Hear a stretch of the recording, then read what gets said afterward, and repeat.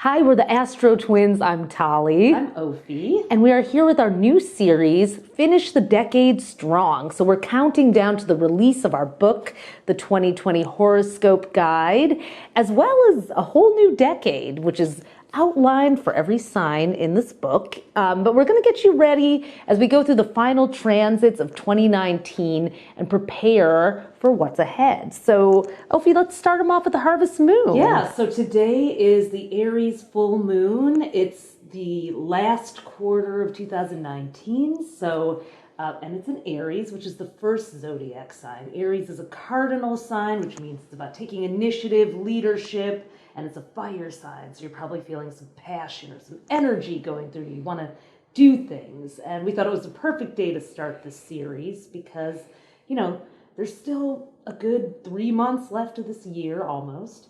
And, you got time to cross that finish line with some things under your belt. So we're going to give you 3 tips that you can take with you and use all week as we bask in the moonbeams of this Aries full moon. Yes, so today is October 13th, 2019, and the full moon is at 5:07 p.m. Eastern, if you're wondering exactly when this is going down, because I know people will be watching at different times and all that, but you can work with these tips for the rest of the decade if you want to. Today, with the Aries full moon, though, it's really important to tune into yourself, tune into your body. There's been a lot of Capricorn energy going around in 2019, which has made us very driven, focused on our big future goals, kind of perfectionistic. Everyone I know has been really hard on themselves. Really beating them. So the expectations we put on ourselves. It's, on the one hand, Capricorn energy raises the bar and makes us think, where do I want to be, not just in 10 minutes, which is very Aries, but 10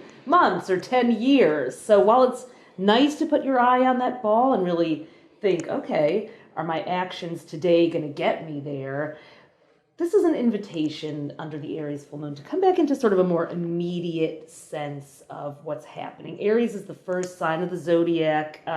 It's about starting things, and it is very immediate. It's all about, it's like what's happening now in my body. And so we're going to rein it on in now in 2020, and we wrote all about it in the book. There is even more Capricorn energy because Jupiter is going to be joining Saturn and Pluto. However, a year from now at this time, Mars will be on an extended tour through Aries. So what's happening now, we'll already see kind of reflected in the second half of 2020. Mars is going to spend from June 27th all the way till early January 2021 in Mars because of its retrograde. In Aries because of its retrograde pattern. So here we are in kind of evoking that same energy now, and you want to hold on to this and know that it's really important as you're going forward to take moments like today or whenever you're watching this to go, what am I feeling? Am I excited? Name and claim the emotions. That's one thing Aries have no problem doing, is telling you how they feel and what's going on for them.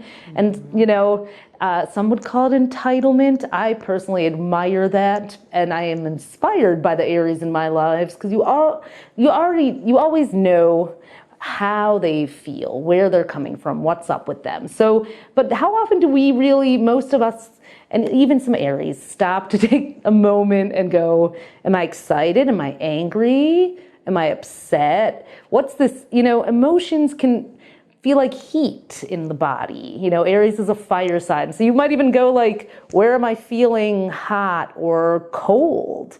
Where do I want to feel hot?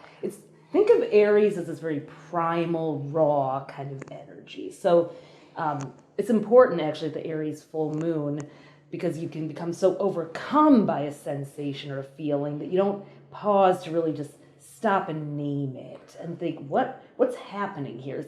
It's sort of almost like shooting off that Energizer bunny or like a slingshot. It's like, ready, set, go. And, or as I've heard, fire, ready, aim instead of ready, aim, fire. So Aries. Tip number 1 is stop and tune in to your feelings, okay? So whatever that is, name it, claim it, feel the heat in your body or feel where you maybe want to bring more heat. I tend to get stuck in my head when I'm thinking and I'm like, I feel it all in here. And it can be as simple as even, if you want to ground yourself, putting your hands on your hip or putting your hands on your heart and actually carrying that energy down.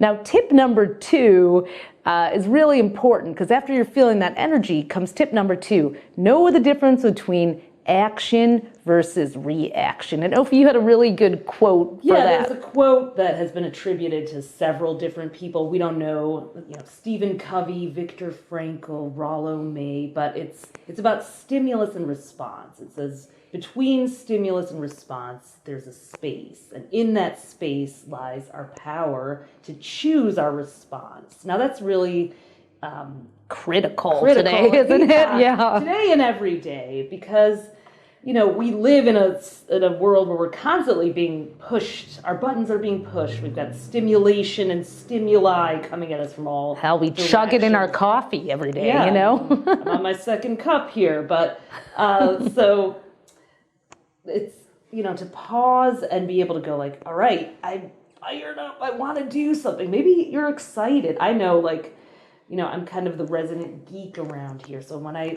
find like a new little plug-in or something, I want to put it on our site or do something to our Instagram and then it impacts all of them, and we wind up.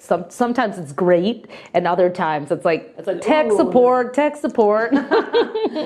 Yeah, it's a little bit, but more than anything, it's just being more thoughtful about before. Like, you can get all excited and hyped about something, but then if you run off and just start doing it without any kind of a master plan, which is important, with all the Capricorn planets too, how does that excitement serve the greater plan? Yeah, we have, if you watched our equinox ritual a couple weeks ago, we talked about Saturn and Pluto coming together. And you can find that actually on our Facebook page, AstroTwins on Facebook. So it's really about, Saturn is the master planner, the architect, and Pluto is the transformational, destroy and rebuild. They're coming together at the exact degree of Capricorn on January 12th of 2020. So we're in that impact. So there's a lot of pressure that people are feeling to have a plan, do something, figure it all out, or change their whole lives from the ground, because Pluto is this deep sort of tear it down and build it up again. It rules the underworld, so going down to the cellar, the foundation, and digging. So if you've been feeling this like, oh my God, I've got to change my entire life and the way I do everything. Well, maybe you do, but at the Aries full moon, the way that could kind of combust is that you just start, scattering your energy toward that. Now, it's an awesome day to do something about that, which brings us to our third tip, which is about make one bold move. So the beauty of Aries is that it doesn't overthink before taking or action. Overplan. It's a starter. It's the first sign. Yeah, it's the catalyst. It's like turning on the engine when that spark ignites. So while we did just say to make something of a plan, at the same time, if you overplan, then you don't actually take action or move. So you want to make one bold, risky move, or do one thing that scares yourself. I think that was Libra, Eleanor Roosevelt, who said that. Or ask yourself another Libra, Alison Armstrong, who has the Understand Men series and the Lux course, which is all about getting along between the sexes. She says, what do I need next? Especially women often need to ask themselves that. What do I need next? Instead of what do I need forever and ever and ever and ever that'll make me happy and solve all my problems and find the one and, And that's good advice, because a lot of our astrology people like to write lists. How many of you guys are listers? Please drop it in the comments, because I know I make lists and cross them out, and I feel very empowered by that. But what can happen is that I block out miracles or magic or other people's contributions when I try to map things out from A to Z. So when you make that bold move and embrace, listen, I think this might be the right leap to take, but maybe it isn't.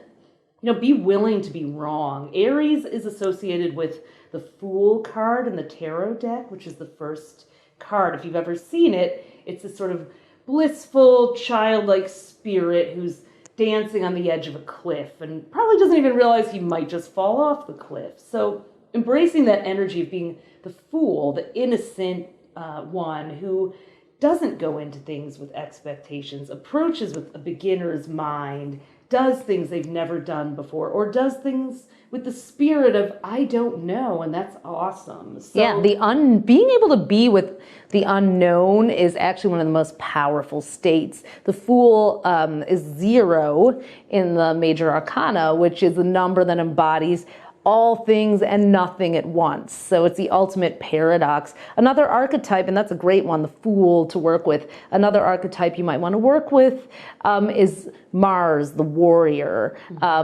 Actually, there's Mars and Aries. Aries was the brash warrior who went in and destroyed, and Mars was more of the leader who only did battle if it was for the good of all and to protect. So, warriors don't just, a noble warrior doesn't just go in and start off with their heads. It's like war is only used as a last measure to protect and preserve. So if you're going to do battle for something that you believe in, make sure it's coming from a noble place and not cutthroat competitive energy. Also, warriors know how to follow a battle plan and be instinctual almost simultaneously. So that's a paradox that we'll have to hold as we count down to the end of the decade. So again, those 3 tips: tune into the energy in your body, tune into yourself, know the difference between action and reaction. That's number 2. And number 3, take one bold leap today or in the next 2 weeks, which is the manifestation period for a full moon, and celebrate what you're harvesting. This is a harvest moon. Yeah. If you're wondering when to sort of peek back in your calendar, we had an Aries New Moon on April 5th of 2019. So what did you start there? I mean, this is a good moment to pull the book back in because we've been working on our 2020 horoscope guide since that Aries New Moon. And we have, and it's available for pre-order on our website and Amazon, Barnes & Noble, anywhere books are sold. So it comes out 11/11, give or take, because with the print one, because you never know with printing. But if you order the PDF version, you will be getting it on exactly 11/11. And it's chock full of forecasts for all 12 signs. We just did one book this year because we've heard that everybody just likes to look up their sign and everyone they love. So, but it's got all the most important dates, hot spot dates for every single zodiac sign, so you can plan your entire year by the planets.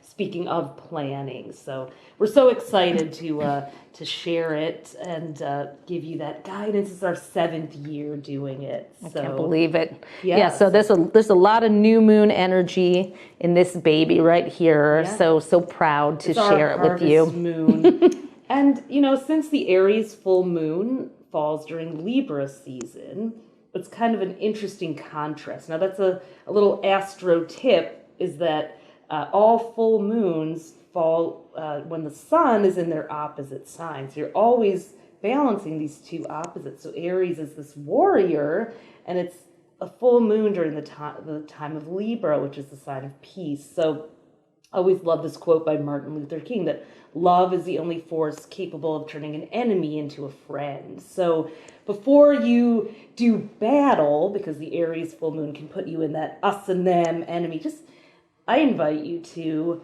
consider someone that you thought of maybe as an enemy or a rival, as an ally, and see how you might combine forces and use that powerful, passionate Aries energy for an even bigger cause, a cause that's bigger than the both of you, or a shared mission that you're both passionate about. So that's great advice. Yeah. Well, we'll be back.